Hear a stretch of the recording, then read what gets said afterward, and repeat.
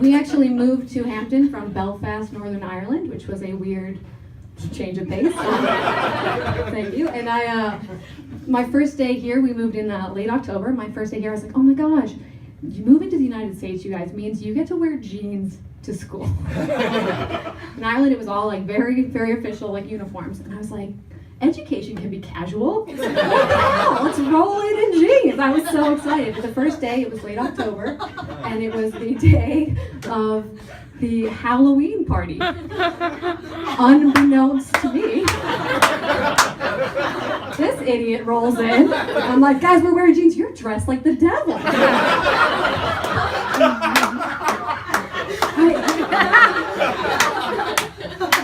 And every turn, God, I'm like, ah. That was, because it's Hampton, that was the second scariest thing that ever happened for the next 12 years at Hampton. The first scariest thing that ever happened at Hampton was in middle school. There was a bomb threat called in Hampton Middle School. Who's targeting Hampton Middle School? I don't know. Seems questionable choices. There are bigger fish to fry. But all the kids, like all the Hampton parents were flocking to the middle school, taking their kids home to safety. And I was like, bye you guys, I'm sure my parents they're probably, on the way. We'll catch up tomorrow. I mean, we'll see how this plays out. If there's a tomorrow here, we'll all just chat about how we went home early, played Twister, whatever. Yeah. And the hours passed on, and soon I was like, oh man, I am the only kid in Hampton Middle School. And I was like, that's strange. So I was like, probably, wires crossed. So I called my parents and I was like, hey mom, as you've probably seen on the news, your baby girl is just sitting at a school where there's a bomb threat. So I'm sure you're, on your way or something, probably maybe get errands, I don't know. But I'll just see you soon. Right? And she was like, here's where I went wrong. I underestimated the fact that my parents grew up in Belfast, Northern Ireland during the Troubles. So my mom's like, oh, pet, it's just a threat though, isn't it?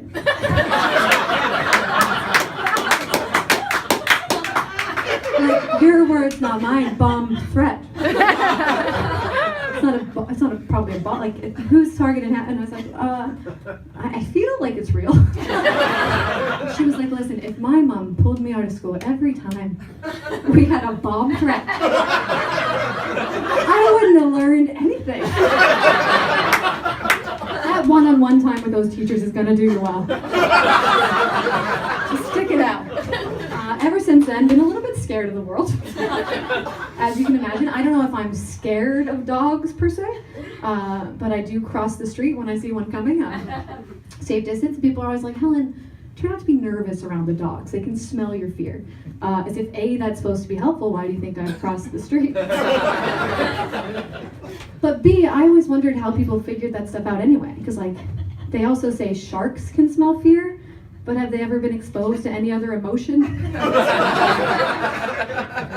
I don't know who's just burning through research money. Like, yeah, we're testing the sharks. Don't worry about it. Seems like they can smell fear. Great, guys. The world is a little scary place. I was in a 4-year relationship. We broke up. And I was like, oh wow, being single again is a little bit scary. Getting used to sleeping alone after 4 years is scary. Because when you're sleeping with somebody in bed with you, you're like, listen, regardless of the physicality of you or that person, you're like, guys, someone breaks in, we're gonna home alone this shit. We're gonna crush up ornaments, sprinkle them around the bed. We got this. That was the sound of us high-fiving before falling into a deep, fearless sleep. But when you're alone, you're like, every sound, you're like, oh, this is how it ends, you guys. 30 years, had a good run. That's more than some people get. Northern Ireland. But I think by far the scariest thing about being single for me was it's so much easier to frame me for a crime when I'm single. Like I lost my alibi. And I have a deep fear of being framed for a crime. It's like, where were you on June 3rd? That was a Friday, right? So probably just doing the usual, binge watching Gilmore Girls and eating junk food. Hashtag Netflix and Chili's. No, Your Honor, I don't think that's an appropriate time to make a joke. But what would you have me do? Check into Stars Hollow, Connecticut every week on Facebook? That's humiliating. Not as embarrassing as being framed for murder, I admit, nor as embarrassing as the Yale tattoo I got when Rory chose you. Guys, it's May, and this year I have actually kept all of my New Year's resolutions so far. Feeling myself. Unsolicited, thank you. I feel like I fished for it. But I think the trick, if I may, is to just set humble, achievable goals, right? So I was like, listen, I'm gonna lose a little bit of weight. I'm gonna eat better every day. I'm gonna build a lesbian empire. I'm gonna start saving for retirement. Like, these are classics for a reason. But I actually did decide to build a lesbian empire because when my last girlfriend and I broke up, I realized I didn't have any lesbian friends, and I was like, that's weird, I'm a lesbian. But I think what happens is I tend to date girls who have a lot of friends. Hashtag humble brag, I date popular girls. But then guess what happens when the old heart grapes turn sour, y'all? Old Hellbo's alone. Please don't call me Hellbo. You see me after this show. Just don't do it. But I did decide to build an empire, and I actually did it. There are 12 girls. If my math checks out, that's one lesbian per month. Crazy, who call themselves the Empire. And I've realized through this empire that I may be more of like a gay man than a lesbian in terms of personality, because like I've had to do a lot of things in building my empire that I am not comfortable with. Like I've had to watch basketball.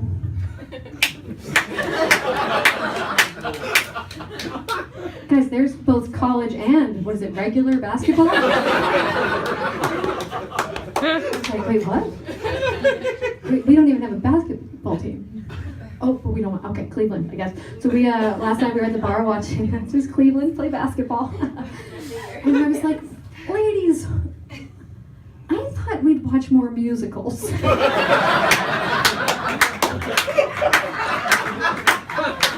Oh, that's not us.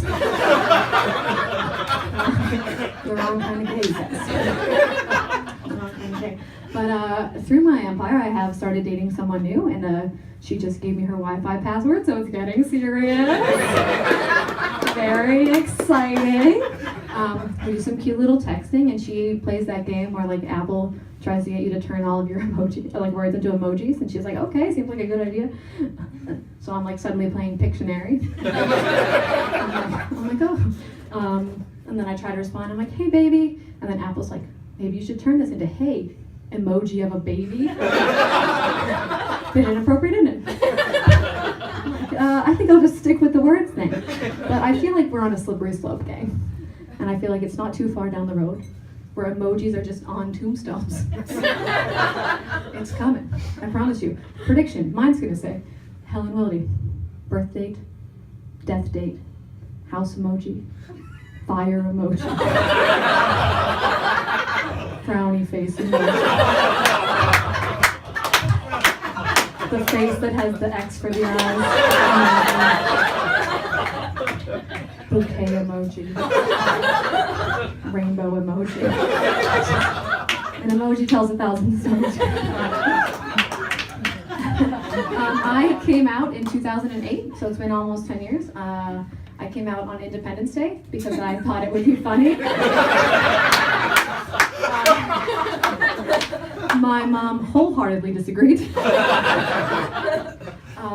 But 2008 was a weird time to come out, so I'd be like, Mom, I know I'm your only girl, and like, we didn't come to the US of A for me to rainbow all over the place.